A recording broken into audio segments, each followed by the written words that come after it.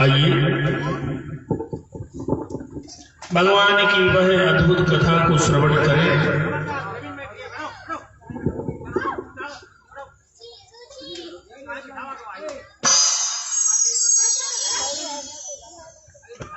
कल हम लोगों ने कथा श्रवण किया था भगवान की बाल लीलाओं का। भगवान की बाल लीलाएं भगवान ने पूतना, तृणावर्त, अगासुर, बकासुर जैसे अनेक भयंकर दैत्यों का वध किया। बड़ी पावन कथा है श्री भगवान की। श्रवण किया था कि ब्रह्मा जी भी भगवान की माया से मोहित हो गए थे। ब्रह्मा भी चकित हो गए भगवान की लीला देखकर। वह भगवान जो गोकुल में जन्म लेने के बाद गोकुल के मित्रों के साथ नृत्य गीत आदि करते हुए भोजन करें, एक दूसरे का जूठा भी खाएं, तो ब्रह्मा जी ने सोचा कि ये वही ब्रह्म है जिसे भोजन भी बनाया जाए तो शुद्ध और स्वच्छ बनाकर ही सबसे पहले उसे खिलाया जाता है, बाद में खाया जाता है। तो वो वही भगवान है जो दूसरे का छीन के खा रहे हैं। ब्रह्मा जी ने आखिर में अपनी माया द्वारा सब ग्वाल बालों को और गैयों का भी हरण कर लिया था। सबका जब हरण हो गया, सबको ले जाकर ब्रह्मलोक में छिपा दिया। भगवान समझ गए कि ये ब्रह्मा जी ने किया धरा है। भगवान ने अपनी योग माया से ग्वाल बाल और गैये बना दी। क्या नाम है? संदीप कुमार। ये 20 मुद्रा भी है। संदीप कुमार माजनपुर, उनकी ओर से ये पीताम्बर भैया रामदीनपुर बाबू की ओर से भगवान जी के चरणों में गया वक्स गुप्ता माजनपुर निवासी, उनकी ओर से 10 मुद्राएं। भगवान सदैव सभी पर अपनी कृपा करते रहे। क्या नाम ये भैया राम सागर भैया जी की ओर से भगवान जी के चरणों में 10 मुद्राएं, 11 मुद्राएं। प्रभु सदैव अपनी कृपा करते रहे। बोल भक्त वत्सल भगवान की। क्या नाम है? तो आज ब्रह्मा जी ने भगवान की परीक्षा लेने के लिए, जानने के लिए संपूर्ण ग्वाल बालों का अपहरण कर लिया था कि कैसे पता पड़े कि ये ब्रह्म है या नहीं है, असली और नकली का पहचान कैसे हो। बोले काम के हैं तो असली है, नहीं तो नकली। एक चेला रहा करता था गुरु जी के साथ। वो देखे कि गुरु जी शालिग्राम भगवान का पूजन किया करते थे और शालिग्राम भगवान को लेके जब कहीं जावे तो लोग शालिग्राम भगवान के दर्शन करें और कुछ सीधा पिसान देंगे। तो चेला ने भी सोचा कि गुरु जी का काम नित्य का यही है। बोले ना हो, अपन भी लेके चलो। बस भैया रोज शालिग्राम भगवान को वो लेके घर घर पहुंचे और वहां से कुछ सीधा प्रसाद ले आए।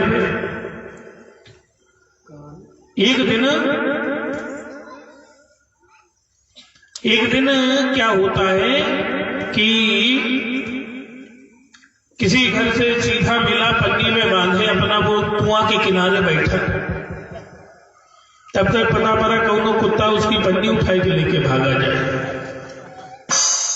अब बगल में कुछ रहा है ना कि मार के छीन ले, तो वही शालिग्राम भगवान उठाए के फेंक के मारे इस कुत्ता के मुंह पे लगा और पन्नी छोड़ के भाग। अब चेला गवा सबसे पहले पन्नी उठाई, बाद में अपन शालिग्राम भगवान हेरे लगा। और जैसे शालिग्राम भगवान मिले तो प्रसन्न होके हाथ जोड़ा, कहीं न महाराज अब आप विश्वास हो गया कि असली वाले हो। अगर आज आप ना होते तो कुकुर हमारे गठरी लेके चला जाता है। श्री राधा। आज के भगत भी ऐसे ही है, मनौती मांगे के चक्कर में कहाओ जहां बताओ हुआ चल दिए। घर के देवतर पे भरोसा ना आए, बाहर जाए के पूजे से का मतलब। जो घर में व्याप्त है उसे प्रथम पूजा जाता है, और कहीं सर पटकने से कुछ नहीं मिलने वाला। अपने ईश्वर, अपने आराध्य, अपने देव सब श्रेष्ठ। श्री सुखदेव जी महाराज कहते हैं ब्रह्मा जी ने भी निर्णय लिया कि देखे कौन है। 21 रुपया मानजनपुर आयुष 21 रुपया भी आयुष मानजनपुर निवासी भगवान जी को प्रभु सदैव अपनी कृपा करते रहे। भक्त वत्सल भगवान की। तो ब्रह्मा जी ने भी आज विचार किया और सबका हरण करके लेके चले गए कहां, ब्रह्मलोक। और इधर श्री कृष्ण जी ने भी योग माया से सब बना लिया अपना। जैसे ग्वाल बाल गायब हुए वैसे ग्वाल बाल बन गए, जैसे गैया गायब हुई वैसे गैया बना ली। सबको लेके घर जावे, ऐसे 1 महीने तक चला भी। और ब्रह्मा जी महाराज सोच रहे हैं कि देखें क्या बात है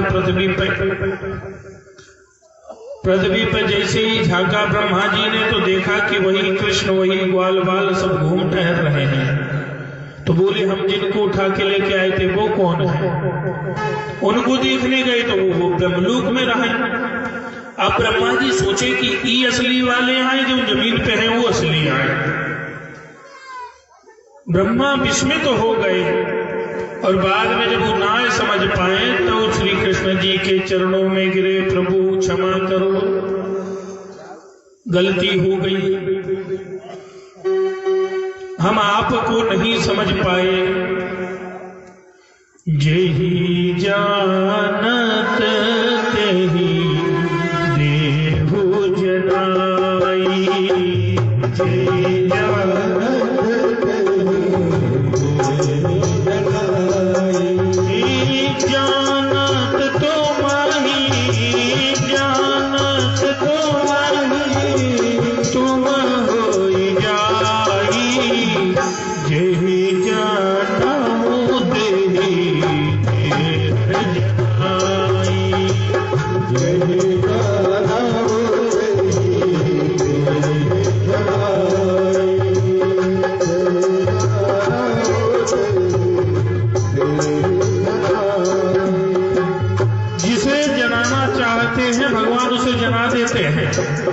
और जो भगवान को जान गया वो भगवानमय ही हो जाता है। जानत तुम ही तुम हो ही जाएगी। निरंतर वो रखता रहता है भगवान को, फिर उसे मतलब नहीं रहता किसी से। वो जानता है कि संसार माया है, मायापति केवल एक है। जादूगर को आप देखे होंगे ना, जादू दिखाता है। कहा नोटों की गड्डी बना बना के दिखाई दे, कहा किसी की गड्ढी काट के दिखा दे, जादूगर का काम ही है। और सब जादूगर की माया को देखकर अचंभित हो जाते हैं। सभी सोचते कैसे मूल काट डाली। ये कैसे नोट बना रहा है, कैसे फूल बना रहा है, कैसे कबूतर बना रहा है। सब उस जादूगर की माया को देख के मोहित हो जाते हैं। लेकिन जादूगर के साथ रहने वाला उसका जमूड़ा, तो जमूड़ा रहता ना, जादूगर कहता है जमूड़े, सावधान खड़ा रहता है। वो मोहित नहीं होता क्योंकि वो जानता है कि उसका मालिक सब कुछ नकली कर रहा है। ये माया है, ये सबको धोखा दे सकती, लेकिन उस जमूड़े को नहीं दे रही। क्यों? क्योंकि जमूड़े की संगत जादूगर की कर रहा है। नट कृत विकट कपट खगराया और नट सेवक ही न व्यापय माया।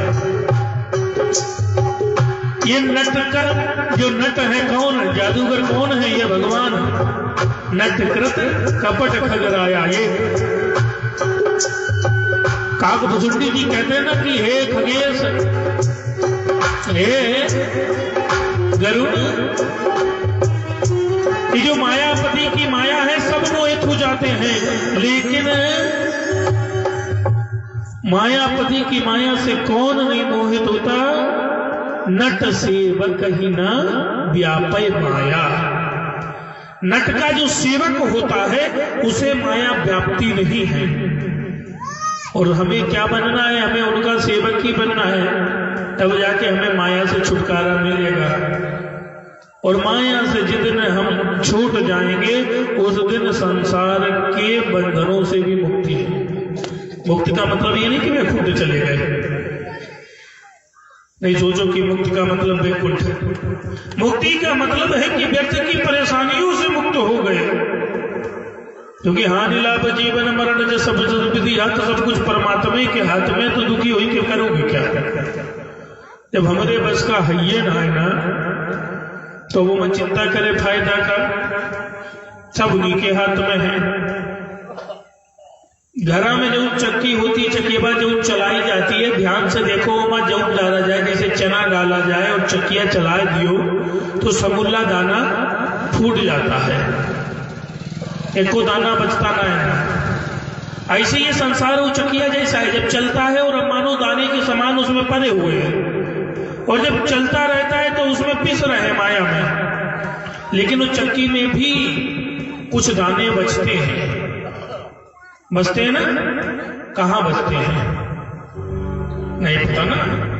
जो दाना चक्की जिस डंडी के सहारे चलती है, जो बीच में डंडी वाला लाग रहा था और चक्की वाला घूमा करत है, वो डंडी जो धुरी लाग है, वो धुरी के बीच में अगर कोई दाना रुक जाए और चाहे जैसे चक्की चलती रहे, वो दाना कभी नहीं फूटता। मानो वो डंडी कौन है?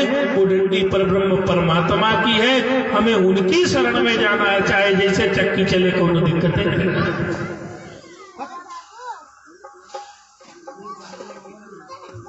चाहे जैसे चक्की चले, कोई दिक्कत नहीं आएगी हमें। लेकिन हमें उनका सेवक बनकर ही रहना होगा। तो आज ब्रह्मा जी कहते हैं कि आपने मुझे जना दिया कि आप ही ब्रह्म हो, मैं तो आपकी माया से मोहित हो गया। अब अनुमान लगाओ कि ब्रह्मा बाबा स्वयं भगवान की माया से मोहित हो जाते हैं। सत्यनारायण की कथा में साधु कहता है ना, साधु से किससे कहता है? भगवान से, कि आपकी माया से मोहित हो जाने के कारण भी ब्रह्मा आदि देवता भी आपके यथावत रूप को नहीं पहचान पाते, तो मैं मनुष्य कैसे पहचान सकता हूं? तो हम लोग वास्तव में मानव कैसे पहचान सकते हैं? तो हम लोगों को जब अगर पहचानना है तो सबसे पहले किसी गुरु महाराज की शरणागति भी करनी होगी। सच्चा गुरु, जो गुरु आपको परम ज्ञान दे सके, मोक्ष का ज्ञान दे सके, वही गुरु की सहारा लेना चाहिए। और ऐसे गुरु के लगे न जाओ कि सुबह न जाओ तो कहा यहाँ 10 रुपए चढ़ाओ, वहां 100 रुपए चढ़ाओ, तो चढ़ाते रहो तुम जिंदगी भर। गुरु वही जो तुम्हारे कष्टों को अपने दान में ले ले, कि भैया जितने कष्ट हैं सब संकल्प कर दे, मैं रख लेता हूं।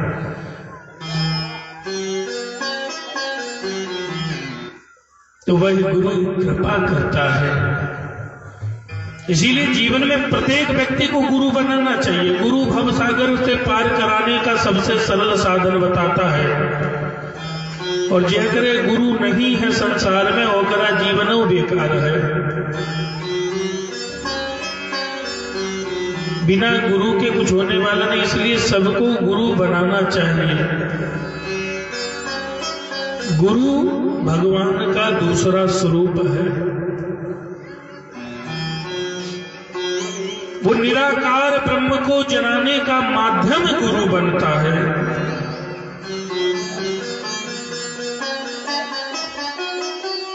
निराकार ब्रह्म का आकार स्वरूप ही गुरु है। ये बात इतना अखंड मंडलाकार व्याप्तेन चराचर,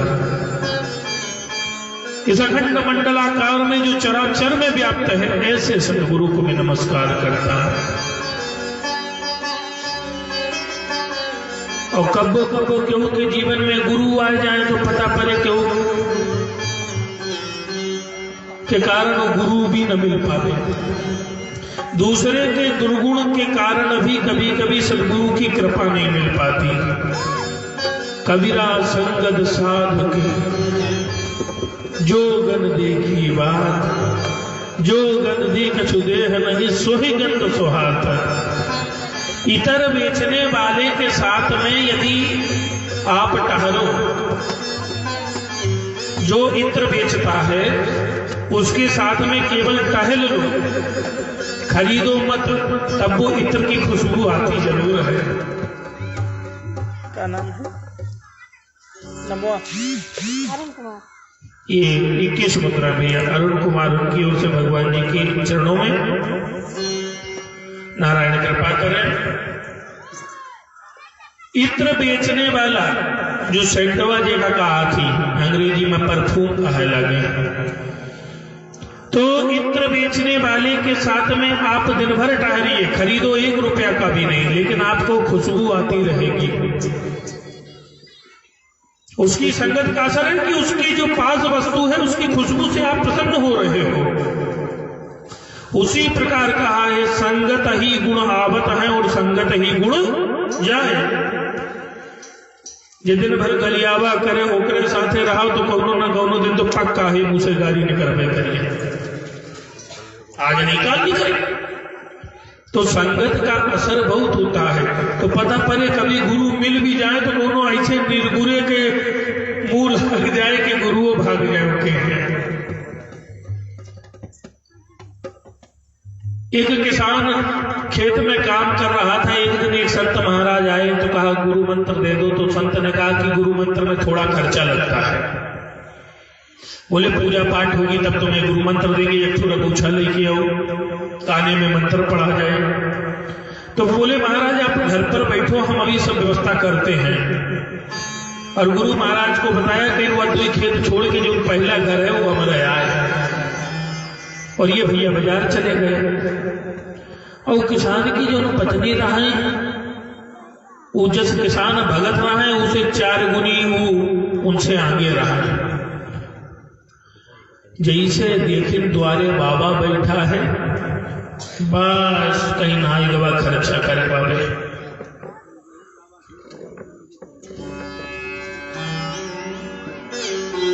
अब उसने कहा कि ये बाबा भागे तो कैसे भागे, अब इसे भगा देना भी तो अच्छा नहीं लगेगा।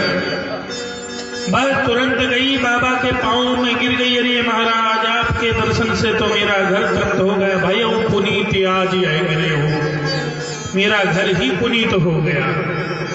क्यों? क्योंकि कहीं प्रभुता तज प्रभु की न सने हो, आप तो प्रभुता छोड़ के मेरे घर चले आए, धन्य हो मैं। बड़ी कष्ट में हूं बाबा, बस आपकी कृपा है आज। बाबा ने सोचा कि भगत बड़े परिवार वाले, बड़े सुंदर भगत हैं, बड़े अच्छे भगत हैं, ऐसे भगत परिवार संसार में कहां होते हैं। बाबा बड़े प्रसन्न उसके भाव सुन के। उसने कहा महाराज घर में बड़ा कष्ट है। बोले क्या कष्ट है? बोले हमारे घर में 2 बैल थे और महाराज एक ठुर बैल मर गया, अब खेती में बड़ा कष्ट हो रहा है। बाबा बस आज आप आ गए, मानो समूली खेती पूर्ण हो गई। आज आप आए गए हो, खेती पूर्ण हो गई। बाबा ने कहा हमारे आए से खेती का क्या मतलब है? कहीं बाबा हमारे पति कहाँ गए? कहीं गए हैं पूजा का सामान लेने। कहीं बाबा बस आपका देख के थोड़ी दया लागत है। बोले का है?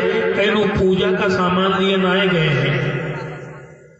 वो जो न बैल का बांध के खेती कर रही क्या कहा थी? मैं दोनों बैल मुंडा रही जुआट न, तो कहीं हमारे घर में जुआट रही, वो जुआट टूट गए हैं तो कहीं पड़ोस की यहाँ से मांगे गए हैं।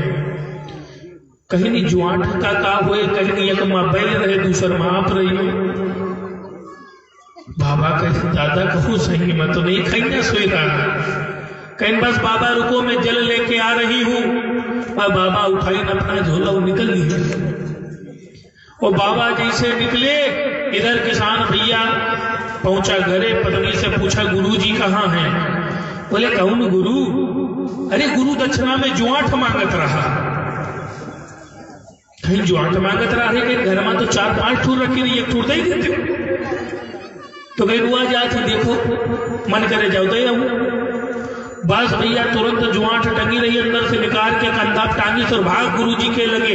अरे महाराज रुको, महाराज रुको। गुरुजी देख रहे पीछे, कहीं दादा आज पक्का बांध दे, अब तो बचब ना हम। बस निकल ली गुरुजी जरूर 4 गुनी बढ़ाए के। और ये फरीदपुर गंगेला इनकी ओर से कुछ मुद्राओं बदान श्री ठाकुर जी महाराज के चरणों में महाराज की बनाए रखे। जय श्री राम।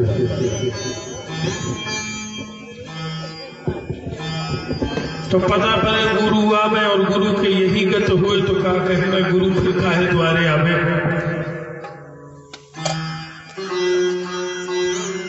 तो कभी कभी दूसरे की खराब संगत से भी जीवन में होने वाला उद्धार भी रुक जाता है।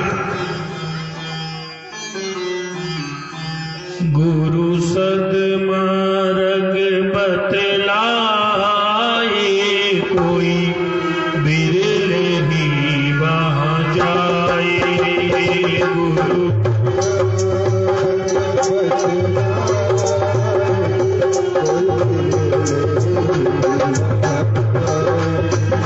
गुरु सद्मार्ग बतलाए, कोई बिरले ही वहाँ जाए। कोई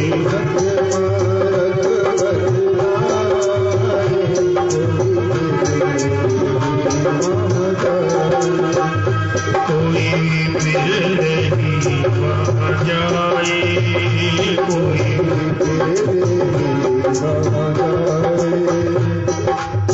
सब अधिकार को दूर भगावत, सब अधिकार को दूर भगावत, सब अधिकार को दूर भगावत, सब अधिकार को दूर भगावत, सर्वत छोड़ शरण जो आवत, सर्वत छोड़ शरण जो आवत।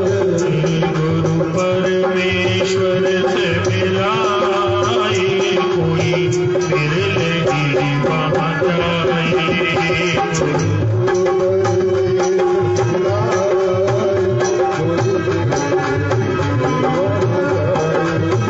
गुरु परमेश्वर से मिलाए, कोई बिरले ही वहाँ जाए।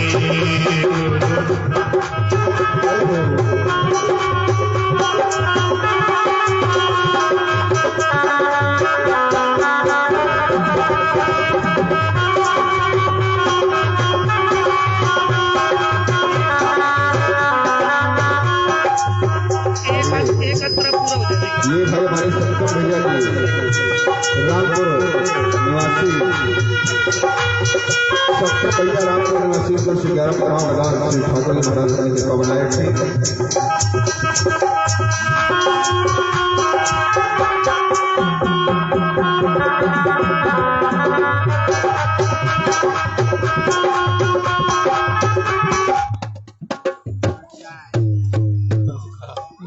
कोई रोग शोक टसत है, ना कोई रोग शोक टसत है।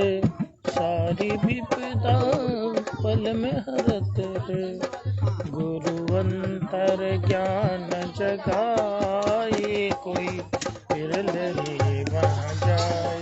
क्या बात है, चलाओ भैया चलाओ। ओ चलाओ जलाओ चलाओ। ये क्या है बड़े बड़े पट्टे? हाँ 80 बनना ही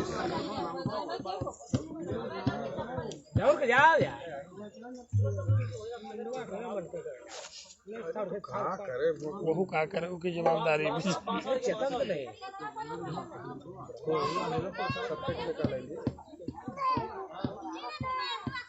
तो यहाँ खुश दिल है अपन लोगन के बीच में मोड़ का हमका अपन लोगन के बीच में खुश दिल है, नहीं तो मूड खराब हो तो।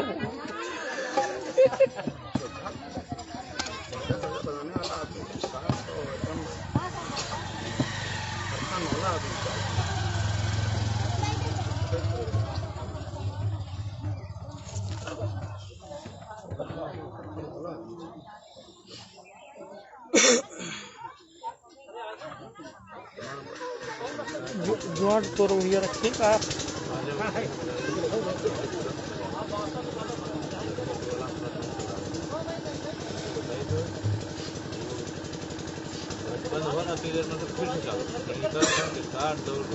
ठीक है ठीक है।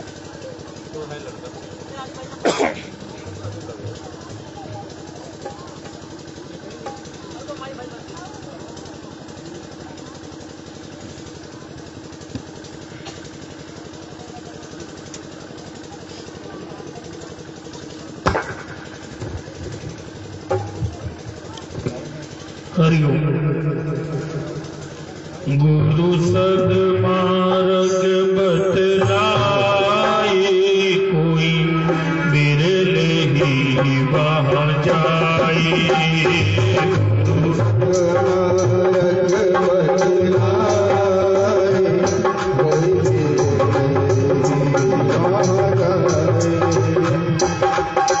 ना कोई रोग शोक कसत है, ना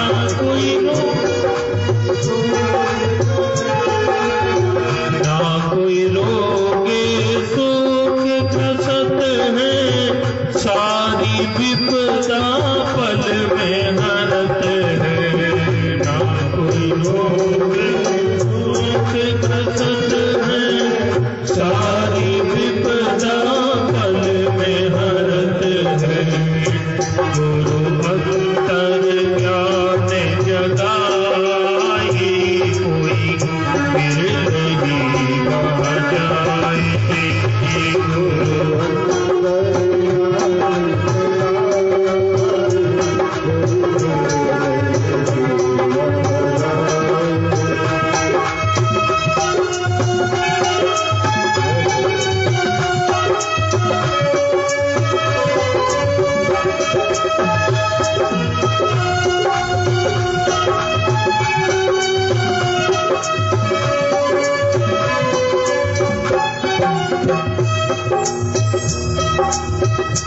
गुरु सद्मार्ग बतलाए, कोई बिरले ही वहाँ जाए। गुरु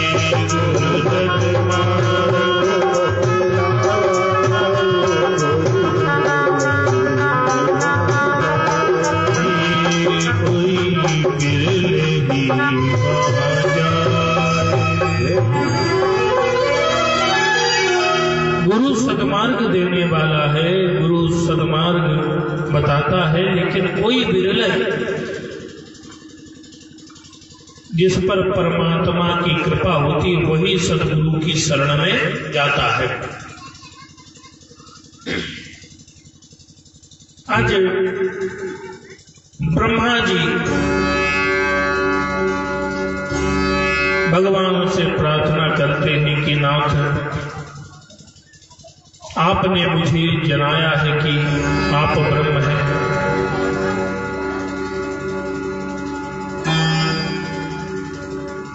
श्री सुखदेव जी कहते हैं कि इस तरह ब्रह्मा जी की मोह का निवारण श्री भगवान जी ने किया।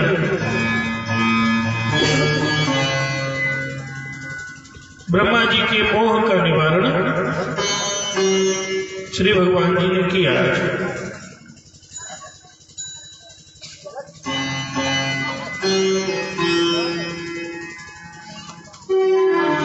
आज कहते हैं कि एक बार भगवान श्री कृष्ण जी समस्त ग्वाल बालों के साथ में भंडारी वन में अपनी गैये चरा रहे थे। भगवान के सखा श्री राम, सुमंगल, मनसुका आदि सब साथ में थे। तो सुमंगल ने कहा कि हे कन्हैया, इस वन से थोड़ी दूर पर एक तालाब पर बड़े सुंदर फल लगे हुए हैं, जो मीठे के साथ साथ बड़े सुगंधित भी हैं। मन बड़ा लालायित रहता है, हमने कभी खाए नहीं, सुन रखा है। कन्हैया ने बोला कि वह फिर फल खाए क्यों नहीं?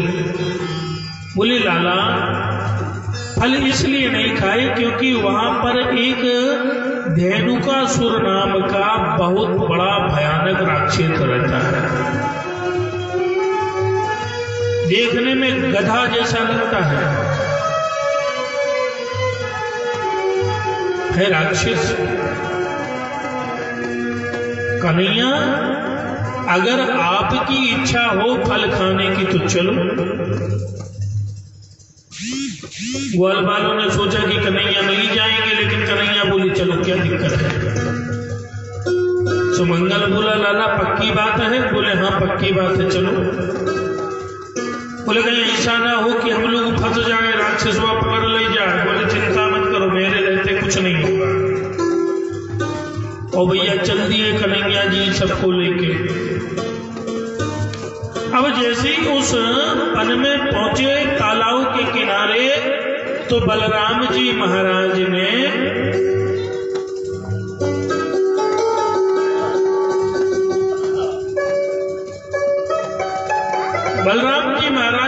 तुरंत एक ताड़ का पेड़ था, उसे हिलाना शुरू किया।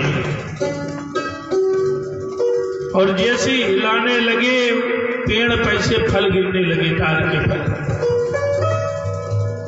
जब फलों के गिरने की आवाज सुनी तो भाई धेनुकासुर, जो गधे के रूप में राक्षस रहता था, वह क्रोध में आके सामने आ गया और वो बलराम जी के पास बलराम जी को मारने के लिए बड़ी तेजी से दौड़ा और अपनी दोनों लात पीछे उठा के मारने का प्रयत्न किया। और एक झटके में बलराम जी ने दोनों लातें पकड़ ली और इतनी तेज हवा में घुमा के फेंका है, ताड़ के पेड़ में दे मारा, धड़ाक उसके प्राण निकल गए। सब ग्वाल बालों ने कहा ये तो मर गया गधा, इसका भय तो पूरे गोकुल में था, किसी की हिम्मत ही नहीं थी। सब लोगों ने बड़े प्रेम से वहां फल खाए। सुखदेव जी ने कहा राजा जानते हो ये गधा कौन था? बोले ये पूर्व काल में धेनुकासुर नाम का गधा विरोचन पुत्र जो बलि थे उनका बेटा, एक बार ये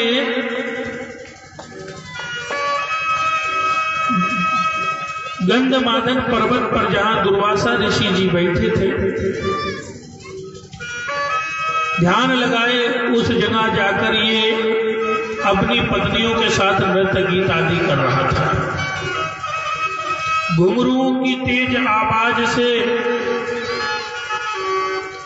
दुर्वासा ऋषि का ध्यान भंग हो गया। अब बाबा जी बगल में बैठे तपस्या कर रहे, ध्यान कर रहे हैं, और उन्हीं के मूड़े पे क्यों जाए नाचे तो कुछ सही भी करिए ना।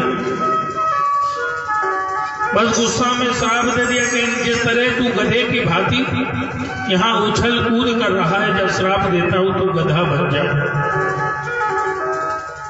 श्राप संत का मिला, संत का जब श्राप मिला चरणों में गिर गया, हे महामुनि गलती हो गई, अपराध है, क्षमा करो। संत जितने ही क्रोधित होते हैं उतने ही सरल भी होते हैं। संत हृदय नव नीत समाना, संत हृदय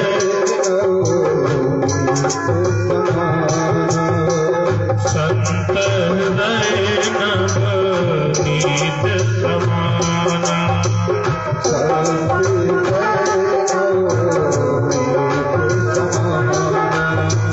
कहीं न कभी न पर, कहीं न कभी न पर, कहीं न। कवियों ने वर्णन तो किया लेकिन कभी भी उनके महत्व को नहीं समझ पा रहे। संत हृदय नव नीत समान, मक्खन के समान कोमल होता है। मक्खन का स्वभाव क्या है? ताप मिलने पर पिघल जाना। मक्खन का स्वभाव है कि अगर थोड़ा सा आगी में रख दो पिघल जाए। तो यहाँ एक बात ये भी है कि अगर संत को कष्ट मिले और पिघल जाए तो भी गलत है ना। तो तुलसीदास जी ने जब पहली लाइन लिखी कि संत हृदय नवनीत समाना, संत का हृदय मक्खन के समान कोमल है, ये बात सत्य है। लेकिन मक्खन के स्वभाव पर विचार किया तो कहीं थोड़ा सा गड़बड़ लग रही है। बोले अब क्या करूं, चौपाई कैसे सुधरे?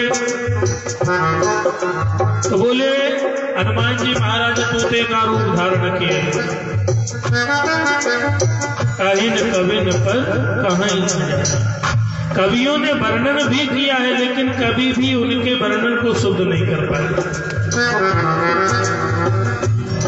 रामायण में बहुत सी जगह कलम रुकी है, कलम रुक गई है और संदेह उत्पन्न कर रही कि आगे क्या लिख दूं। जैसे धनुष के बारे में लिखा था कि शंकर चाप जहाजु, सागर रघुबर बाहुबल, और बूढ़ सकल समाज। जैसे सकल समाज लिखा तो कहीं दादा ये तो गड़बड़ाएगा मामला। सकल समाज में तो रामो सीता सहित जनक जी सभी बैठे, बूढ़ गए क्या? अब आगे क्या लिखे? सोरठा था तो हनुमान जी ने सुधारा, कहीं लिख दियो चढ़ाई जो प्रथम मोह बस, जो पहले मोह रूप लेके जो पहले चढ़ गवा समझ लियो डूब गवा।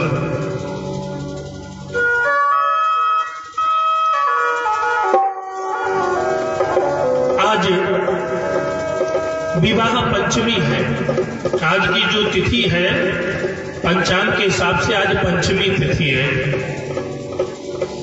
और आज पंचमी तिथि में पूरा देश और अयोध्या में तो विशेष, पूरा देश और अयोध्या में विशेष आज राम सीता जी का विवाह हो रहा है। आज की तिथि बड़ी शुभ है। आज विवाह पंचमी है। आज राम सीता का आज ही के दिन विवाह हुआ था। और ये अपने लिए भी कितनी बड़ी सौभाग्य की बात है कि आज विवाह पंचमी के दिन संध्या के विवाह कृष्ण और रुक्मणी जी की सुनेंगे। ये भी सौभाग्य बड़ी किस्मत से आता कि कथा में वही तिथि मिल जाए। हर व्यक्ति को वो तिथि नहीं मिल पाती। इस तिथि में जगह जगह आज राम विवाह की रामलीला भी हो रही है, मेला लगे होंगे। लेकिन हमारा भी सौभाग्य है कि कथा में आज हमें भी वो तिथि मिल गई कि तिथि अनुसार विवाह का काम होगा, विवाह में कथा सुनने का अवसर मिलेगा।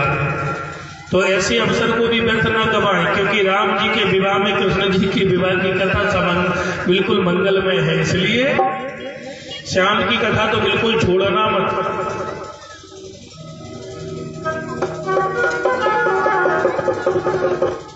तो आज उस धेनुकासुर को श्राप मिला गदा हो जाने के लिए, लेकिन कृपा भगवान ने की, सदगुरुदेव ने कि जाओ द्वापर युग में स्वयं द्वारिकाधीश भगवान वैकुंठनाथ अवतरित होंगे। उन्हीं के भाई अंश अवतार शेष अवतार श्री बलभद्र के द्वारा तुम्हारा कल्याण होगा, मोक्ष पाओगे। इसने आज संत की उस श्राप से मुक्ति पाई। श्री सुखदेव जी महाराज कहते हैं कि आज भगवान श्री जी के हाथ से धेनुकासुर का उद्धार हुआ।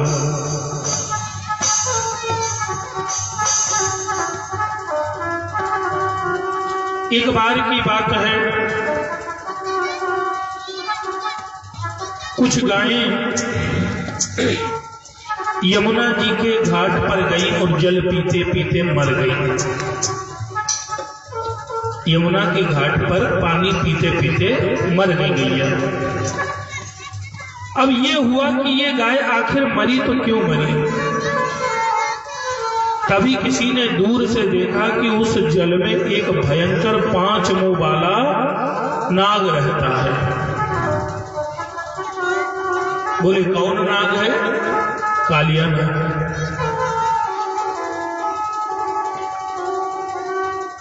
आकर उसने समस्त वृंदावन में बता दिया कि यमुना के किनारे मत जाना, पानी विषैला हो गया, गलती से मत पी लेना, क्योंकि बहुत बड़ा कालिया नाग है और उसके जहर से गैयें मर रही हैं, पूरा पानी जहरीला हो गया है।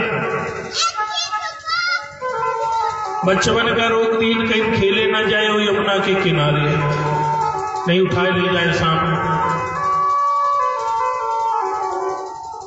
इस तरह कई दिन बीते तो कन्हैया जी ने विचार किया कि कब तक हम यमुना से दूर रहें, क्योंकि यमुना जी स्वयं कृष्ण की पटरानी है। यमुना स्वयं कृष्ण की पटरानी है। यमुना जी यमराज की बहन है और कृष्ण की पटरानी है, इसलिए यमुना का पूजन करने से नरक की यातनाओं से व्यक्ति मुक्त हो जाता है।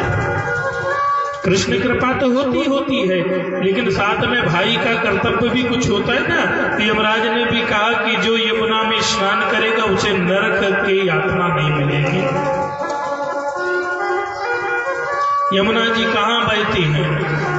मथुरा में, दिल्लियों में बहा थी, कानपुर, वो कालपी में, कानपुर से आगे पड़ता है। तो कन्हैया जी ने सोचा कि यह पूरा का पूरा यमुना जी का जल विषैला हो रहा है, उस दुष्ट नाग को निकालना चाहिए। तो एक दिन सभी ग्वाल बालों को एकत्र किया, कहा भैया चलो आज यमुना के किनारे गेंद खेली जाए। मनसुखा बोला लाला यमुना के किनारे जाओगे? बोले हाँ। बोले न जाने कितनी एकादशी के व्रत हमारी मैया ने रहे तब जाके हम पैदा भई। एक दो हो चल जाए, न जाने उनके जीवन बीत गया व्रत करते करते। एक छोर लड़कवा दे दिए भगवान, और बड़ी याचना से हम पैदा भये, और असने सस्ते हमारे प्राण नहीं कि जाए कि यमुना के किनारे खेले जाइए। कन्हैया ने कहा मुझ पे भरोसा है। बोले लाला भरोसा तो तुझ पे है, लेकिन वो जो सांप बैठा है उस पे भरोसा नहीं है। कहो ऐसा न हो जाई हुआ और वो खा ले। कन्हैया ने कहा चलो मैं देखता हूँ, क्यों दिक्कत करते हो? बोले लाला गेंद किसके पास है? बोले सुमंगल के लिए। सुमंगल बोला देखो ऐसा है, कहीं गेंद हमारी गिर गई। कन्हैया ने कहा गिरेगी, हम लाएंगे, क्यों परेशान हो? बस भैया सबको जबरदस्ती पकड़ ले गए भगवान, और भगवान सबको पकड़ के लेके चले हैं।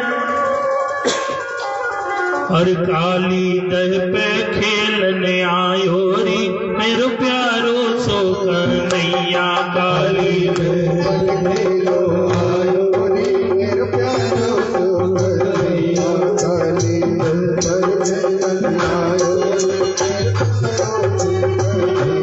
मेरो प्यारो सो कन्हैया, मेरो दुलारो सो कन्हैया, मेरो प्यारो सो कन्हैया, मेरे दुलारो सो कन्हैया। काली दह पे खेलने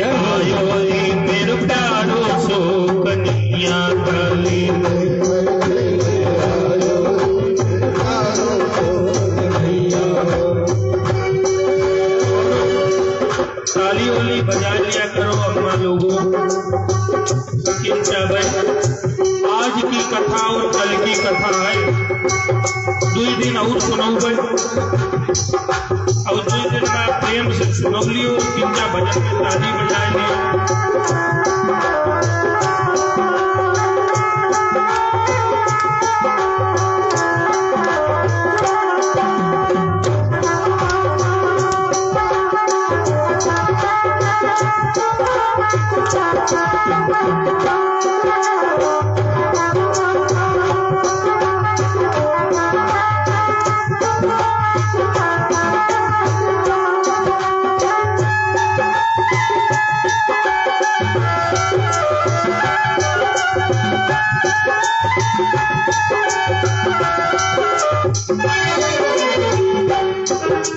काहे की पट गेंद बनाई, काहे को बल्ला लायो रे, काहे की बनाई, काहे बल्ला लायो रे, काहे की पट गेंद बनाई, काहे को बल्ला लायो रे, काहे की गेंद बनाई, काहे को बल्ला लायो रे। किस चीज की गेंद? रेशम की पट गेंद बनाई, चंदन का बल्ला लायो रे, रेशम की पट गेंद बनाई, चंदन का बल्ला लायो, काली दह पे खेलने आयो रे, मेरे प्यारो सो कन्हैया, काली दह पे आयो रे, मेरे प्यारो सो कन्हैया, मेरो प्यारो सो कन्हैया, मेरो दुलारो सो कन्हैया, मेरो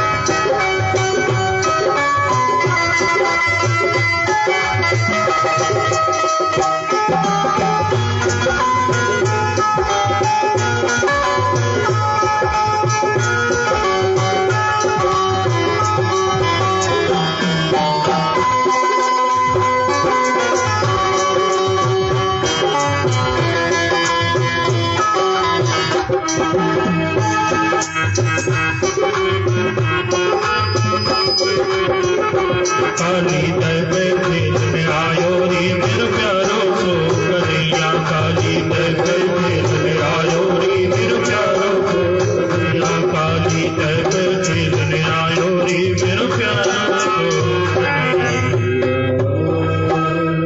आज भगवान श्री कृष्ण जी समस्त ग्वाल वालों को लेकर मित्र सखा टोली के साथ आज पहुंचे हैं कालिंदी के तट पर। और भैया कालिंदी के तट पर खेलते खेलते भगवान श्री कृष्ण ने जानबूझकर गेंद को फेंक दिया यमुना में। अब तो सुमंगल दादा कहीं दादा भैया ही का कह डालो हमारी गेंद का है फेंक क्यों? कन्हैया ने कहा गलती से फेंकी है। पंचुका बोला नहीं हमने देखा तुमने जानबूझ के फेंका उधर, जाओ लेके आओ। सुमंगल बोला जाने दो गेंद कोई बात नहीं, अगर ये कूद गया तो मैया यशोदा हम सबको मारेगी, डर डाला। कन्हैया बोले क्यों चिंता कर रहे हो, मैं जा रहा हूँ गेंद लेके आऊंगा, परेशान मत हो। और भैया फिर क्या था, कन्हैया जी ने किसी की नहीं मानी और छलांग लगा दी। और जैसी कन्हैया जी ने छलांग लगाई है भैया इधर सब ग्वाल बाल दौड़ गए वृंदावन में। अरे यशोदा तेरो लाला कूद गए हो यमुना में। यशोदा जी दौड़ी, अरे भैया का भयो? बोले तेरो लाला तो यमुना में कूद गए हो है। बोले अच्छा। दौड़ी है रोते गाते, अरे यमुना में कालिया नाग है, मेरे लाला पर संकट आ गया। नंद जी दौड़े हैं, पूरा गोकुल इकट्ठा हो गया। कन्हैया जी आज गोकुल में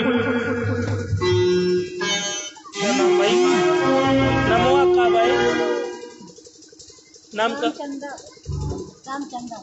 ये 21 मुद्राएं भैया रामचंद्र जी की ओर से परमात्मा के चरणों में नारायण सदैव कृपा करते रहे। बोल भक्त वत्सल भगवान की जय। तो कन्हैया जी यमुना में कूदे हैं। जैसे ही कूदे तो उस समय कालिया नाग सो रहा था। अब कालिया नाग जब सो रहा था तो कालिया नाग की पत्नियां आई। बोले लाला कौन हो तुम?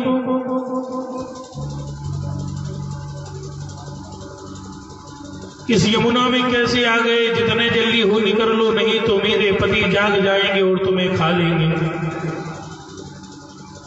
कन्हैया जी बोले हम उन्हीं से मिलने आए हैं।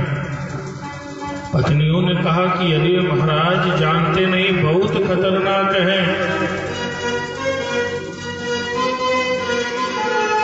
बहुत खतरनाक है हमारे पति, जिनके मुंह खोलते ही मानो विषैला जहर ऐसे निकलता है और जहां गिरता आग लग जाती है। कन्हैया जी बात कर रहे थे नाग पत्नियों से, इतने में कालिया नाग की आंख खुल गई। लाल लाल आंखें करे हुए बोला कौन है? कन्हैया को सामने देखा। बोले इतनी हिम्मत? सभी लोग मुझसे डरते हैं, बालक तू नहीं डरता?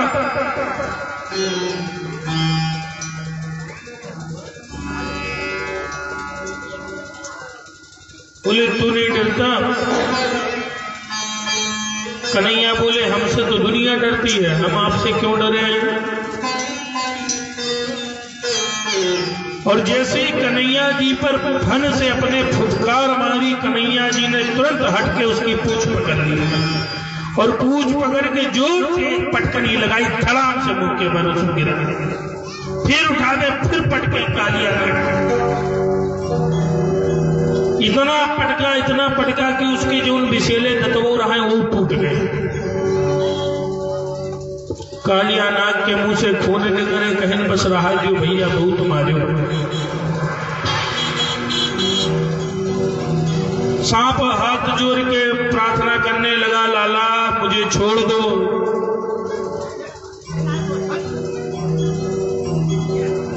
ये इतना भयंकर सर्प आखिर है कौन? ये जानते हो कालिया नाग कौन था? ये कालिया नाग पूर्व जन्म में भृगुवंशी ऋषियों में वेदशिरा नाम के ऋषि थे। वेदशिरा नाम के ऋषि थे, वे विंध्य पर्वत पर तपस्या करा करते थे। विंध्य पर्वत यानी विंध्याचली में जो पर्वत निवास करता है। ये विंध्याचल पर्वत पहले बहुत छोटा रहा, फिलहाल अभी भी देखे में छोटे लागत, कोई ज्यादा बड़ा नहीं है, लेकिन ये पहले बहुत छोटा हुआ करता था। एक बार हिमाचल यहाँ पर निमंत्रण था सभी पहाड़ों का, क्योंकि पहाड़ के राजा हैं, राजा हिमाचल। तो जब सब पर्वत गए तो ये अपन छोट छाट पर्वत, तो जो छोट होती उनके कहाँ कितनी इज्जत हुई बड़वारन के बीच में। अब सभी देखे कहा देखो हिमाचल सबका बुलाई सो, कहीं नान भर के कहीं पर्वत यूं तो बुला ली। अब ये बात थोड़ा विंध्य पर्वत को खराब लग गई। तो एक विंध्य पर्वत ने ब्रह्मा की तपस्या की और ब्रह्मा बाबा प्रकट हुए। बोले विंध्याचल मांगो, क्या वरदान चाहते हो? बोले मैं सबसे बड़ा पहाड़ बनना चाहता हूं। ब्रह्मा जी ने कहा कोई जरूरी है बड़ा हो? बोले बड़े का क्या मतलब? ज्यादा बड़े हो जाओगे फायदा कोई निकलने वाला थोड़ी है। जितना छोटे बन के काम हो जाए उतना बड़ा बन के कभी जिंदगी में नहीं होता। नहीं बताओ, हनुमान जी महाराज सुरसा के सामने 100 योजन बन सकते हैं तो का जरूरत रही लंका में मच्छर के समान जाए के पड़े। मसक समान रूप कपिधरे हो। क्या नाम अम्मा? ये 11 मुद्राएं अमरचंद्र भैया उनकी ओर से भगवान जी के चरणों में। 100 योजन के हनुमान जी होने के बाद भी मसक समान रूप कपिधर हो। अरे जाते 100 योजन दुश्मन क्या जा रहे, कोनो रिश्तेदारी थोड़ी जा रहे कि छोटे बन के जाते, वो भी बल दिखा देते। अरे जिस पहाड़ पे पांव धर के हनुमान जी ने उड़ान भरी, जेहि गिरी चरण देहि हनुमंता, चले हु सुगा पाताल तुरंता। वो पहाड़ पाताल में घुसल गवा, जे पे पांव धर के उड़े। और लंका में केवल गोड़ धई देते, लंका घुसर जाते समुद्र में, पतो न पड़ते। लेकिन हनुमान जी ने कहा कि दुश्मन के भी घर जाओ तो छोटे बनकर जाओ तो स्वागत होगा, और बड़े और अहंकारी बन के अगर अपने घर में भी घुसे तो कोई पानी नहीं पूछेगा। और यही लिए तो लंका में जब घुसे तो लंकनी ने देखा, लंकनी ने देखा और हनुमान जी से सत्संग भी हुआ। तो लंकनी ने यही तो कहा कि तात मोरे अति पुण्य बहुता देखो नैन राम के दूता। मेरा तो पुण्य जाग गया कि मैंने राम के दूत देख लिए। कहीं महाराज वेलकम, स्वागत, चलिए घर। तो कहने का मतलब ब्रह्मा जी ने कहा कि पर्वतराज बन के क्या फायदे, तुम छोटे बने रहो। बड़े हुए सो क्या हुआ, जैसे पेड़ खजूर, पंथी को छाया नहीं और फल लागे।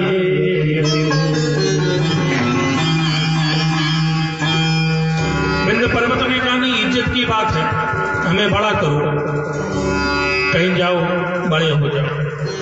ब्रह्मा जी आशीर्वाद दे के चले गए। और भैया विंध्याचल पर्वत इतना ऊंचा हुई गवा कि पूरी पृथ्वी 2 भाग में बट गई जैसे। अब बड़ा हुए तो लंबाइयों बढ़े। अब किसी को दक्षिण की ओर जाएगा परत रहा तो फिर कैसे जाए, रास्ते बंद। अच्छा लंबाई हुए ऊंचाई ना हुए तब वो आदमी कौनों में चढ़ के ऊपर जाए कि दक्षिण चला जाए।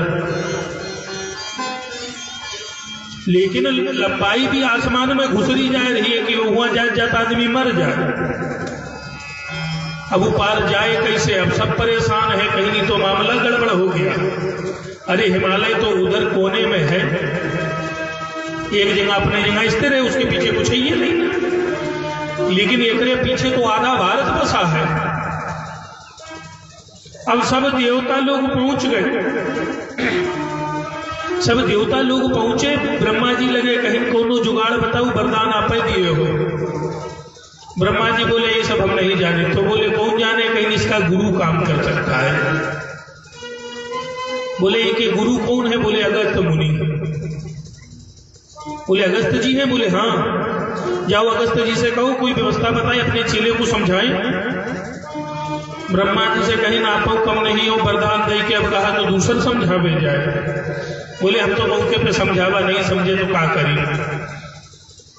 बस भैया फिर कह रहा है, अगस्त मुनि के पास में गए, कहीं गुरुदेव अब आपके चेला बहुत अड़ा हुआ है, ऊपर केहू का जाए नहीं दे रहा है, कौनो मेरी कृपा कराओ। कहीं ठीक है, परेशान मत हो। अगस्त मुनि ने कमंडल उठाया और चल दिए। विंध्याचल पर्वत के जब समीप पहुंचे, विंध्याचल ने देखा गुरुदेव भगवान आए हैं, हाथ जोड़कर प्रणाम किया। गुरुदेव प्रणाम स्वीकार करो, आशीर्वाद दिया। गुरुदेव क्या सेवा करूं? बोले भैया मुझे तो जाना है दक्षिण की ओर, कैसे जाऊं? तो गुरुदेव जी आप ना हो हमारे ऊपर से चढ़ के निकल जाओ। कहीं बेटा तोहरे ऊपर चढ़े के मतलब है कि हम स्वर्ग ले चले जाए तब वह लौट में, जितनी देर दक्षिण की यात्रा करे उतने में तो वैकुंठ चले जाए। बोले फिर? बोले कोनो और व्यवस्था बताओ। तो बोले एक काम करो, आप लेट जाओ तो मैं उस पार चला जाऊं। अगर आप लेट जाओगे जमीन पे, मैं उस पार चला जाऊंगा, उसमें कोई दिक्कत नहीं आएगी। बोले ठीक है महाराज। तो गुरुदेव ने फिर कहा कि अभी लेट गए, उस पार चला जाऊंगा, फिर लौट के जब मैं आऊंगा तो फिर तुम्हें जगाना पड़ेगा, फिर कहूंगा कि लेट हो। तो एक काम करना, जब तक मैं लेट यानी लौटू ना तब तक तुम ऐसे लेटे रहना, मेरा इंतजार करना। बोले ठीक महाराज। और विंध्याचल पर्वत लेट गया, और विंध्याचल पर्वत लेट गया और अगस्त मुनि उसके ऊपर से चढ़कर दक्षिण चले गए। और गुरुदेव ने कहा था कि जब लग लौटी ना तो ले खड़े ना हुए, आज तक गुरु जी नहीं लौटे। तो जो पर्वत बड़ा था वो छोटा तो हो गया, लेकिन लंबाई में विंध्याचल पर्वत के बराबर हिमालय भी नहीं है। इतना लंबा पर्वत है विंध्याचल पर्वत, जहां भगवती विंध्यवासिनी मैया निवास करती हैं, जो श्री कृष्ण की बहन है। तो उसी पर्वत पर वेदशिरा नाम के ऋषि तपस्या करते थे साहब। एक दिन वहीं पर जब वेदशिरा ऋषि तपस्या कर रहे थे, तब अश्वशिरा नाम के एक संत आए। बड़ा सुंदर पर्वत है, बोले हम भी तपस्या करें। लेकिन उनको देखकर वेदशिरा आंखें लाल लाल करके कहा जाओ, निकल जाओ यहां से, यहां मैं ही अकेला तपस्या करूंगा। बस भैया अश्वशिरा ऋषि को रहा नहीं गया, कहीं तुम बिल्कुल सांप की तरह आंखें लाल करके फपकते हो जाओ, मैं श्राप देता हूं तुम जिंदगी भर सांप बने रहो। और वही वेदशिरा ऋषि सर्प बन गए। दादा का नाम है? ये दादा रामनाथ जी, उनकी ओर से भगवान जी के चरणों में 20 मुद्राएं। प्रभु अपनी कृपा बरसाते रहें। बोल भक्तवत्सल भगवान की। तो बोले यही कालिया नाग बनके वह ऋषि इस जल में आ गए थे, और आज श्री कृष्ण जी के द्वारा दंड मिलने पर त्राहिमाम कर कर चरणों में गिर गए। कन्हैया ने कहा कि मैं आपको तब छोड़ूंगा जब ये यमुना छोड़ दो।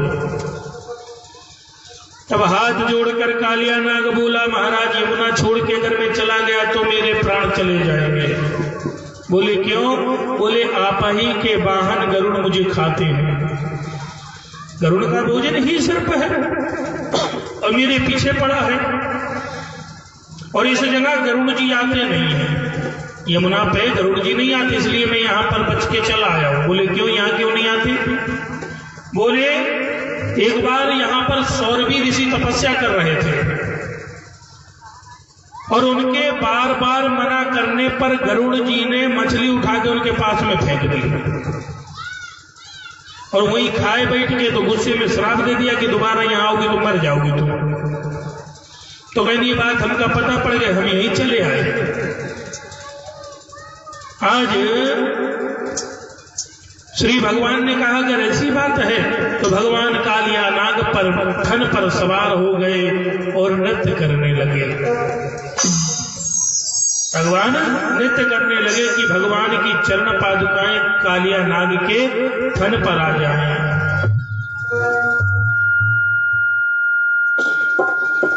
तेरी मंद मंद मुस्कनियन पे बलिहार सावरे, ओ बलिहार सावरे, तेरी मंद मंद मुस्कनियन पे बलिहार सावरे, बलिहार सावरे, तेरी मंद मंद मुस्कनियन पे बलिहार सावरे, बलिहार सावरे, तेरी मंद मंद मुस्कनियन पे बलिहार सावरे, बलिहार सावरे।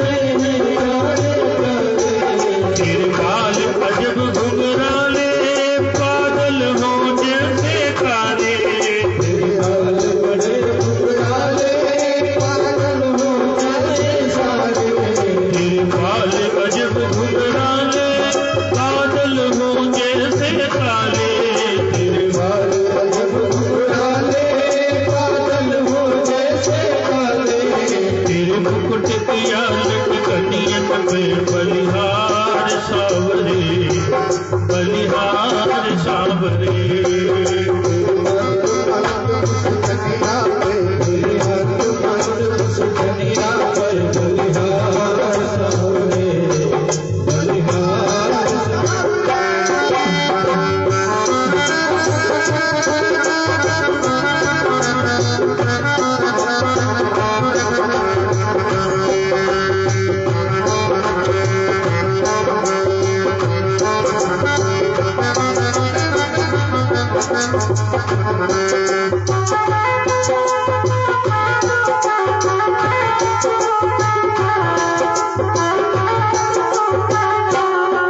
तेरे नैन अजब कजरारे लगते हैं प्यारे प्यारे, तेरे नैन अजब घुंघराले लगते हैं प्यारे प्यारे, तेरे नैन अजब कजरारे लगते हैं प्यारे प्यारे, तेरे नैन अजब घुंघराले लगते हैं प्यारे प्यारे, तेरी तिरछी सी चितवनियन पे बलिहार सावरे, बलिहार सावरे। तेरी तिरछी सी चितवनियन पे बलिहार सावरे, बलिहार सावरे, तेरी मत बंद मुस्कुराया रे, तेरी मत बंद मुस्कुराया रे, बलिहार सावरे, बलिहार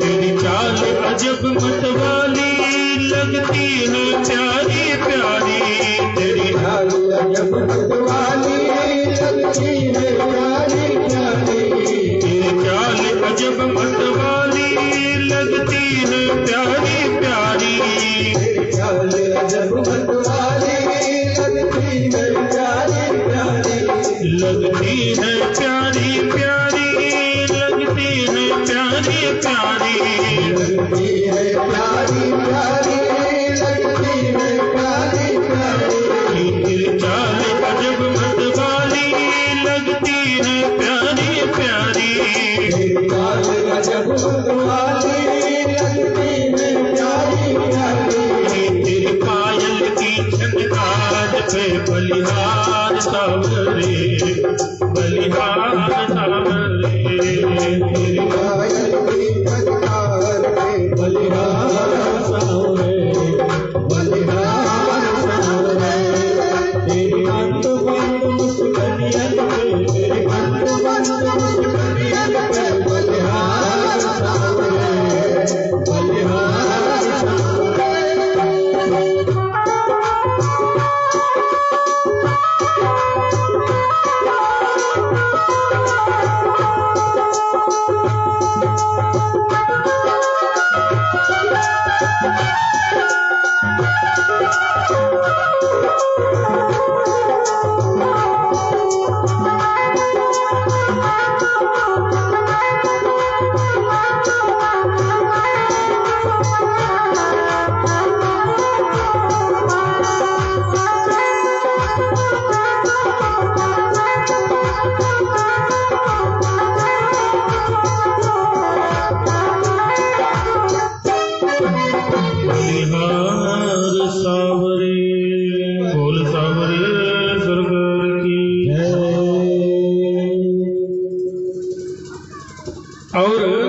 इधर भगवान आज कालिया नाग के शीश पर तांडव करते हैं।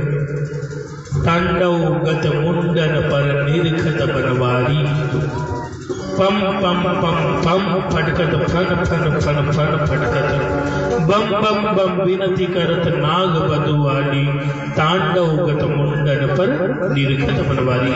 सूरदास जी का बड़ा सुंदर पद है। आज भगवान प्यारी सी बंसुरी बजाते हुए कालिया नाग के शीश पर हैं।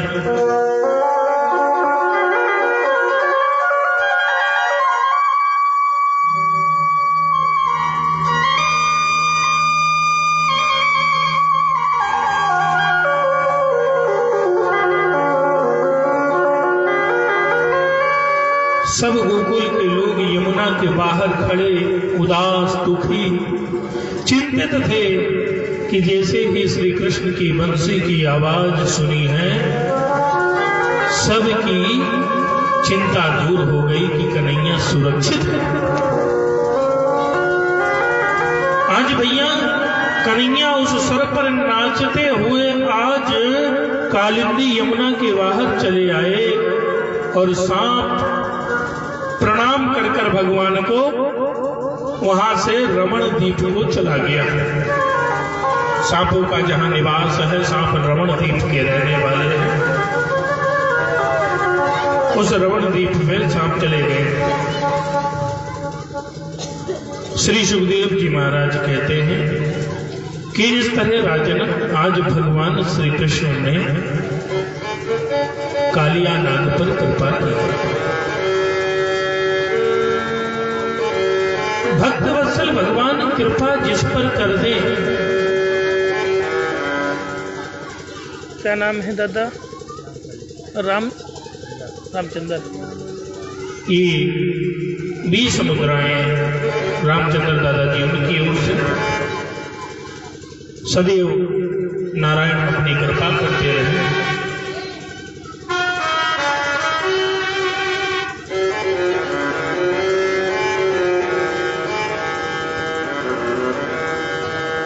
ये सब बच्चे भी आपस में लड़ रहे हैं, देखो।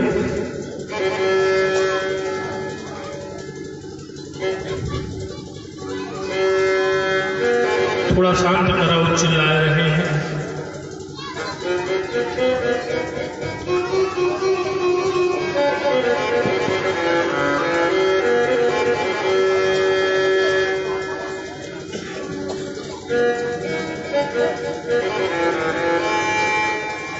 बोल मुरलिया वाले की जय। तो भगवान जिस पर कृपा कर दे,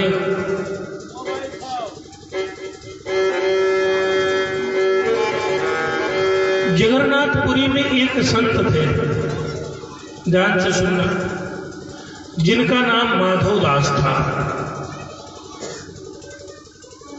माधव दास जी भगवान श्री कृष्ण को ईश्वर कभी नहीं समझते थे, मित्र समझते थे। जय भाव से भगवान को भज लो, उस भाव में भगवान प्रकट भी रहते हैं, ये सत्य है। लेकिन भाव होना चाहिए, बिना भाव के कहां भगवान बैठे हैं। यहाँ कथा में वही बैठे जिनके अंदर भाव है, नहीं तो बहुत जने बैठे बैठे बतला डाले थे। पे ना जावे तो कहा कहिए कि वो देखो उनके दुल्हन कथो सुने नहीं जाती, तो कहीं चलो बतावे के चक्कर में चली कि हम कथा सुने आए, नहीं तो एक गड़बड़ काम यूं रहे।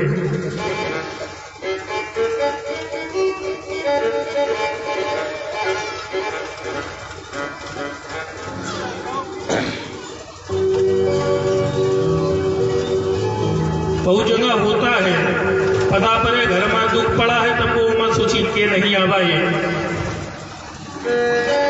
टोला मोहल्ला में अब कोई बीमार हो जाए और हुए के बाद ठेकाए जाए तो पहले गए हम बीमार रही नु फलानी देखे ऐसे नहीं भई, बताओ तुम बीमार रही हो, तुमका यू पता है कि तुम्हारी बीमारी में को आवा। सबसे बड़ी चिंता तो ये कि हम बीमार नहीं देखे काहे नहीं आए।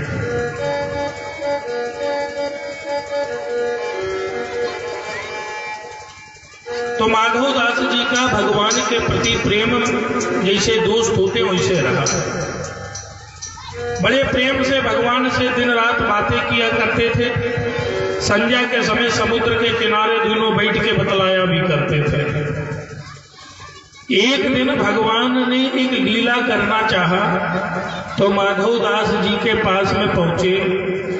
माधव दास जी ने कहा कि आज कन्हैया देर में क्यों आए? बोले क्या बताऊं, मन उदास था।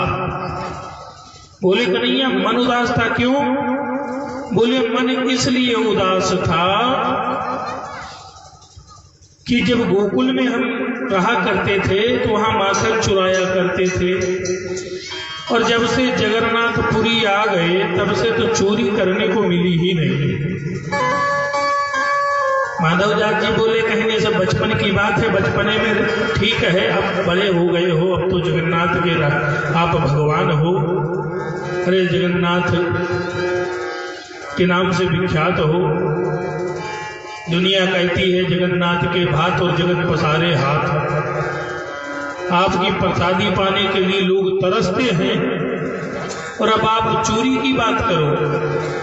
भगवान बोले नहीं, मन करता है कि बात चोरी करें। तो माधवदास जी ने कहा कहाँ करोगे बताओ? बोले देखो राजा की बगिया है, जो जगन्नाथ के राजा है ना, उनकी एक बगिया है। बगिया में कई कटहल के पेड़ लगे हैं और राजा कभी पहुंचाता नहीं मंदिर में। आज चलो उसकी बगिया में चोरी कर लाए। तो माधवदास जी बोले इसमें चोरी करना क्या है, राजा हमारा चेला है, आखिर हम उसके गुरु हैं, तो अपने चेले से कहेंगे कि 2-4-10 कटहल आपके मंदिर में पहुंचाए दिए। बोले नहीं, जो आनंद चोरी में है वो कहाँ ऐसे पहुंचाने में, तो कहीं जाओ चोरी कर लाओ फिर, और क्या। बोले देखो बचपन में सुमंगल मनसुखा और सब साथ में रहते थे, तो अब यहाँ भी कोई संगाती चाहिए ना। माधवदास जी बोले कौन चाहिए, फिर यहाँ किसको ले जाओगे? बोले आप चलो तो ठीक है। माधवदास बोले जिंदगी भर भजन करा है, कभी चोरी नहीं, अब बुढ़ापे में चोरी भी करवाओगे हमसे? बोले एक ही दिन की बात है।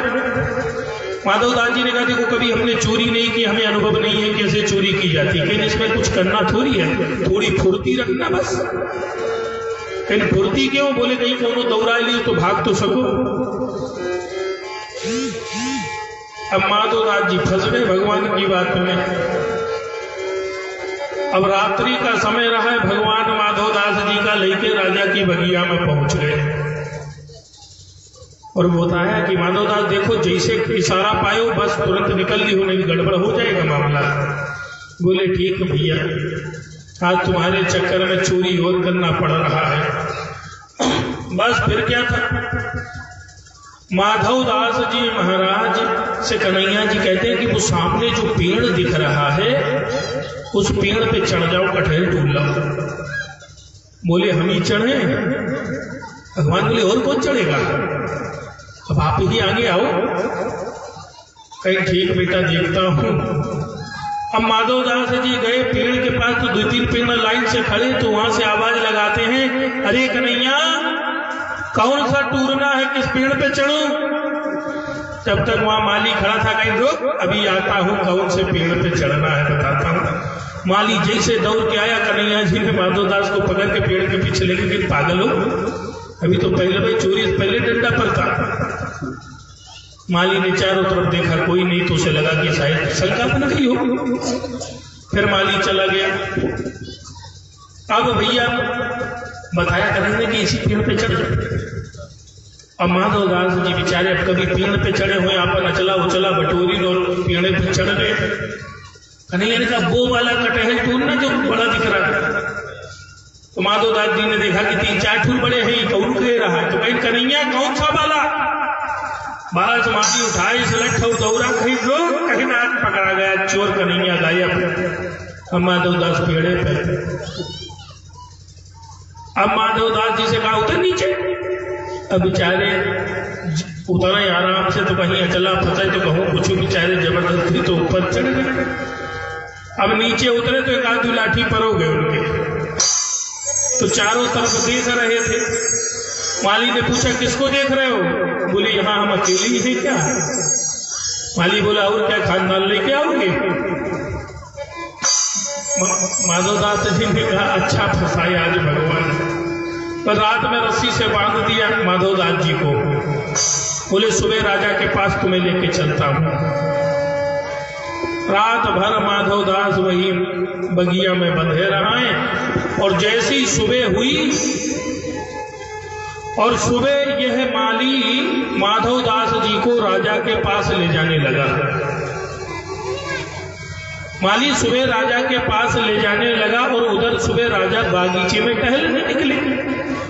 तो राजा साहब क्या देखते हैं कि माली हमारे गुरु जी को बांध के ला रहा है, और जैसे ही देखा कि हमारे गुरु जी को माली बांधे है, वह निकारी तलवार और दौड़े। राजा कहे माली आज मार डालूंगा, गुरु जी को बांधा तूने।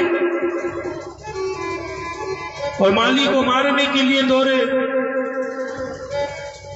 गुरु जी ने कहा रहने दो, इसे मत मारो, इसकी गलती कुछ नहीं है। माली घबरा गया कि दादा किसका बांध लिए। क्या नाम अम्मा? नामुआ का भाई नेवल। ये 21 मुद्रा भैया नेवल की ओर से भगवान जी के चरणों में बोल भक्त वत्सल भगवान की। एकदम माली घबरा गया कि दादा कौनो बड़े आदमी का बांध लीन। कहा बाबा वो आए। राजा कहेंगे हमारे गुरु जी हैं। माधवदास जी ने कहा इसकी गलती नहीं, इसे छोड़ दो। बोले महाराज इसने आपको बांधा कैसे? बोले संगति की असर बहुत बुरा होता है, कुसंग में फंस के आज हम चोरी करने गए थे। गुरु जी बोले कौन सा कुसंग, कौन कुसंगी तुमका मिल गवा? राजा ने कहा। तो माधवदास जी ने कहा चलो घर पे बताता हूँ, यहाँ नहीं। गुरु जी को ले गए, उनके कपड़ा वपड़ा सही करेंगे, उन्हें इधर उधर फाट गए रहे। स्नान किया। फिर गुरु जी ने बताया कि जगन्नाथ भगवान के चक्कर में बागीचे में चला गया, और वो भी कम कलाकार नहीं, हमको छोड़ के भाग लिए। जगन्नाथ के राजा बोले महाराज अगर भगवान को मेरे बागीचे के कटहले ही पसंद हैं, तुरंत एक ताम्र पात्र मंगवाए। पहले इस ताम नहीं चलता था, पहले तांबे के पत्ता चला करत राज्य में जमीन जायदाद लिखी जाती रही राजा महाराजा की। उसी ताम्र पात्र में वो बगीचा श्री जगन्नाथ स्वामी के नाम पे रख दिया गया। राजा ने हस्ताक्षर करा दिया कि जाओ आज से यह बगीचा श्री जगन्नाथ भगवान को दिया। आज भी जब जगन्नाथ स्वामी जाएंगे तो वो ताम्र पात्र का लिखा हुआ हस्ताक्षर सहित वो मिलेगा आपको वहां, तो जगन्नाथ स्वामी के नाम से बगीचा दिया गया। अब ये वो ताम्र पात्र झोला में रख के सजा के वही समुद्र के किनारे बैठे रहे, तब तक भगवान आ गए। वह भगवान जैसे ही आए तो पूछा माधवदास जी कैसे थे? कहे महाराज पूछो मत, आप तो गायब हो गए, 2-4 लाठियों पर ही हमका आपके चक्कर में। बोले लेकिन एक चीज है जो जिंदगी भर चोरी करे के बाद तुमका सुख नहीं मिला, आज हम एक बार में कह लाए। बोले क्या? अपने झूले से वही ताम्रपात्र निकाला, कहीं देखो एक बार चोरी करेंगे पूरा बगीचा लिखवाए लाइन है। अब कहीं ना हाथ जोड़ी थे दोबारा कहो चोरी पे न ले जाए। भक्त के भाव बड़े सुंदर होते हैं, जिस भाव से नारायण को जो देख ले उसी भाव में श्री नारायण उसके साथ रहते हैं। बोल भक्त वत्सल भगवान की। क्या नाम दादा? ये 20 मुद्राएं दादाजी उनकी ओर से भगवान जी के चरणों में सदैव सरकार की कृपा बनी रहे। तो इस तरह तीनों के परिपालक भगवान की लीला का वर्णन करते हुए श्री सुखदेव जी महाराज श्रवण करा रहे हैं कि एक बार समस्त गोकुल में उत्सव की तैयारी हो रही थी। लोग घर में नाना प्रकार के पकवान बना रहे थे। कन्हैया जी ने पूछा, मैया ये आखिर हलवा पूड़ी और ये सब बना रही हो, क्यों बना रही हो? बोले यह देवताओं के राजा इंद्र का पूजन होगा, यज्ञ होगा, और उस यज्ञ के फल स्वरूप देवताओं के राजा इंद्र प्रसन्न होंगे और जल की वर्षा करेंगे, और जल जब बरसेगा तो यह किसानों के लिए भला होगा, उससे धरती हरी भरी होगी। इसलिए हम इंद्र की पूजा करेंगे। कन्हैया वहां से आए और अपने पिता नंद जी से कहा, पिताजी हमें इस प्रकृति की पूजन करना चाहिए, क्योंकि इस प्रकृति का पूजन करने से प्रकृति की रक्षा होती है, संरक्षण होता है। हमारे यहाँ बरगद और पीपल पूजन का बड़ा महत्व होता है। ये दो वृक्ष प्रकृति में बहुत बड़ा योगदान है इनका, जो 24 घंटा ऑक्सीजन देते हैं।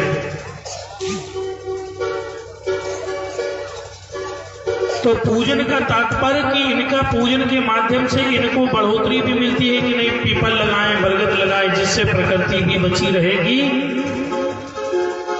अब जो उन्हें सर्रा लगा लिया तो इसे लाभ क्या मिलता है कि जो जमीन के अंदर से पानी और बचा कुचा खत्म हो जाता है।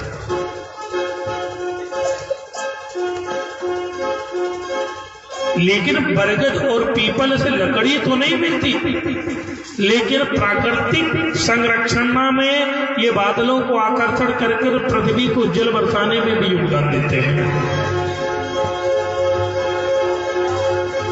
तो कन्हैया ने कहा कि हमें प्रकृति की पूजन करना चाहिए, हम किसान हैं, हमारी माता पृथ्वी है, हमें पृथ्वी का पूजन करना चाहिए, इंद्र का पूजन नहीं। बोले अच्छा। तो वहां कुछ और लोग बैठे थे, कहीं बचा लाला ये पूरी पृथ्वी पर कहां कहां जाए पूजा करने। भाई पृथ्वी कहो छोटी तो आए ना कि वही पूजा कैली, ठीक है, इतनी बड़ी पृथ्वी पर पूजन करें तो कहां कहां करें? बोले पृथ्वी का पूजन करने का, पृथ्वी का जो निमित्त माध्यम होता है वो पर्वत होते हैं, और हमारे ब्रज मंडल में श्री गिरिराज जी महाराज से बड़ा पर्वत कोई है नहीं, हमें उनका पूजन करना चाहिए। तो किसी ने कहा कि कन्हैया पूजन करेंगे, लेकिन शर्त दो, पहली की गिरिराज भगवान उपस्थित होकर भोजन करें, और दूसरा अगर इंद्र गुस्सा हो तो वो बचाएं भी हमें, नहीं पता पड़े देवता के चक्कर में हमारे अलग जाए।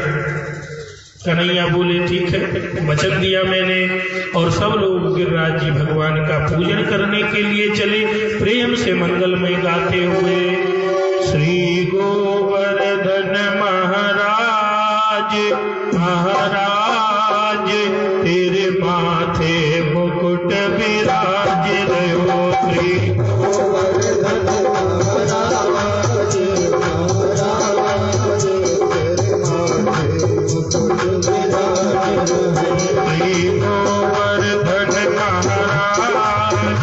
महाराज तेरे माथे मुकुट विराज रहो,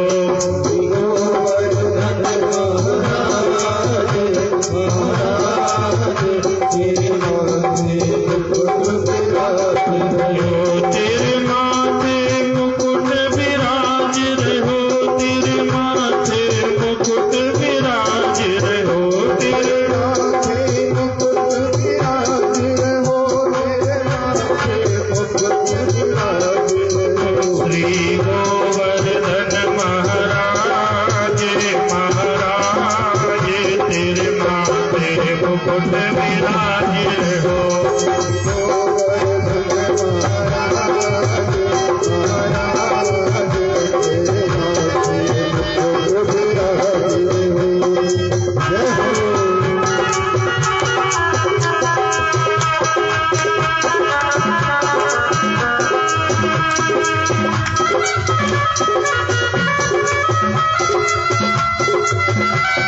Thank you.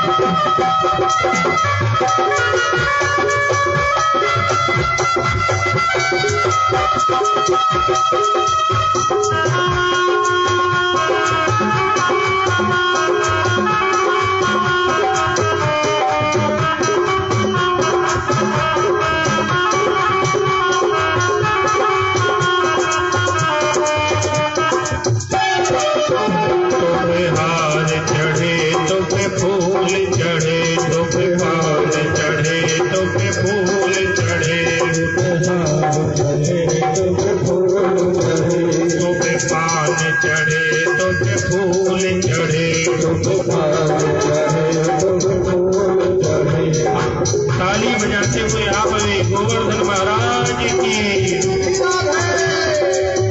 तो पे पान चढ़े तो पे फूल चढ़े, और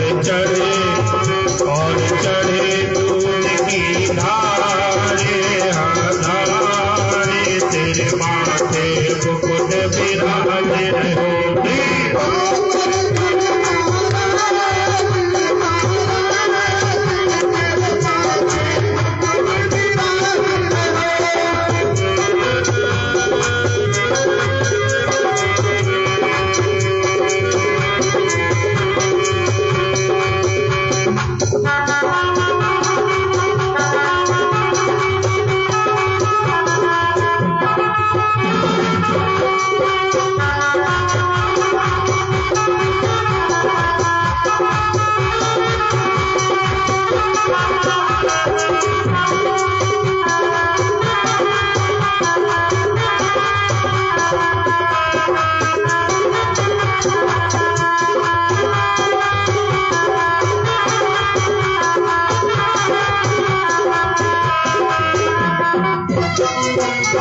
तेरे कान में कुंडल सोए रहो, तेरे कान में कुंडल सोए रहो, तेरे कान में कुंडल सोए रहो, तेरे गले बजंती माले, हाँ माले तेरे माथे मुकुट विराजे रहो।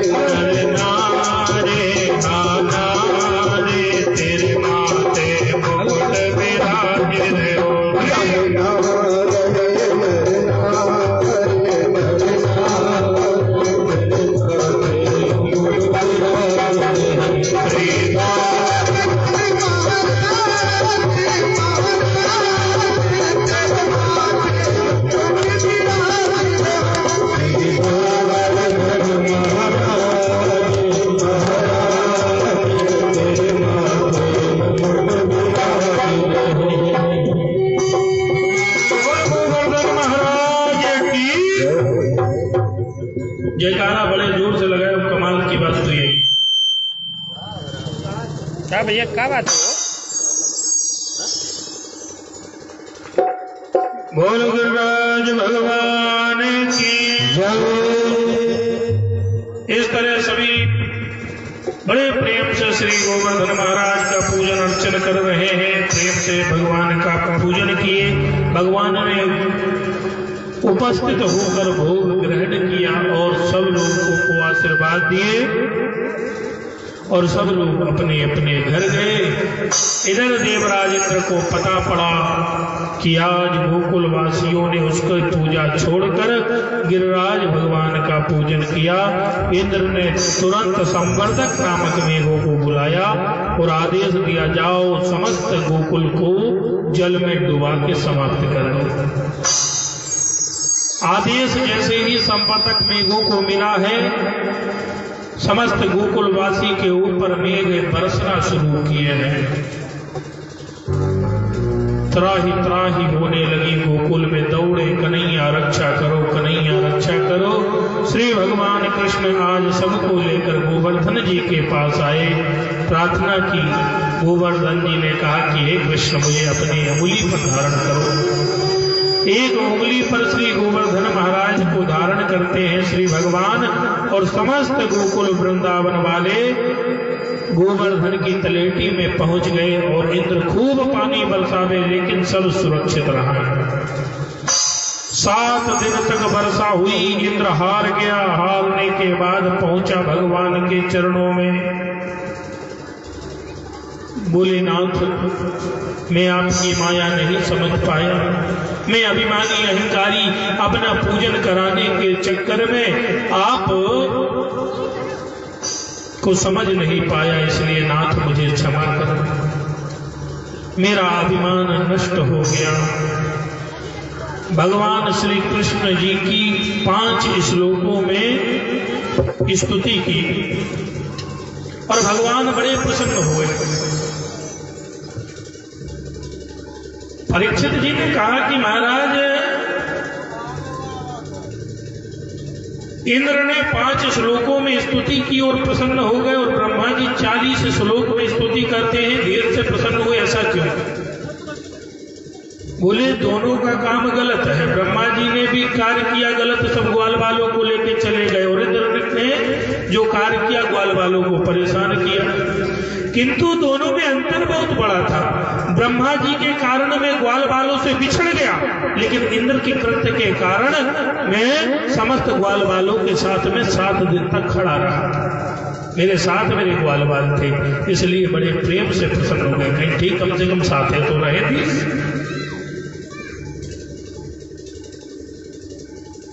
भगवान जब अपने उंगली से गोवर्धन को उठाए थे तो मनसुखा श्रीदामा बोले, लाला तू अकेला थक गया, चल हम भी लाठी लगा ले। जितने ग्वाल बाल सब लाठी लगाएगा।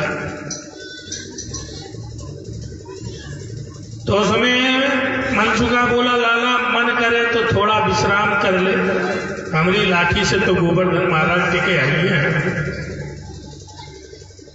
कन्हैया ने कहा, तुम जैसे मित्र हो तो क्या बात है, लाओ मैं विश्राम ही कर लूं। जैसे उंगली झुकाई है, गोवर्धन नीचे को आया। बोले, अरे लाला लगा लगा हाथ लगा, नहीं तो अभी तो हम तो दब के मर गए इसमें। बड़े प्रेम से श्री सुखदेव जी महाराज यह गोवर्धन जी की लीला को श्रवण कराए। हम सब भी आज की इस कथा की प्रथम बेला का विश्राम यहीं पे, और रात्रि में भगवान के विवाह की कथा को श्रवण करेंगे। जैसा कि आज विवाह पंचमी भी है, भगवान के विवाह का उत्सव पूरा विश्व मना रहा है। उस पूरे विश्व के साथ साथ इस कथा के माध्यम से भी हम सभी सौभाग्यशाली हैं कि भगवान के विवाह की कथा श्रवण करने का अवसर मिलेगा। आइए, कथा का विश्राम और आरती के बाद प्रसाद लेकर ही आप सभी लोग जाएंगे। बिना प्रसाद ले कोई नहीं जाए। और एक भजन तब तक आरती तैयार हो रही है। यजमान जी आरती तैयार करें। श्री राम जय श्री राम। लाल बहादुर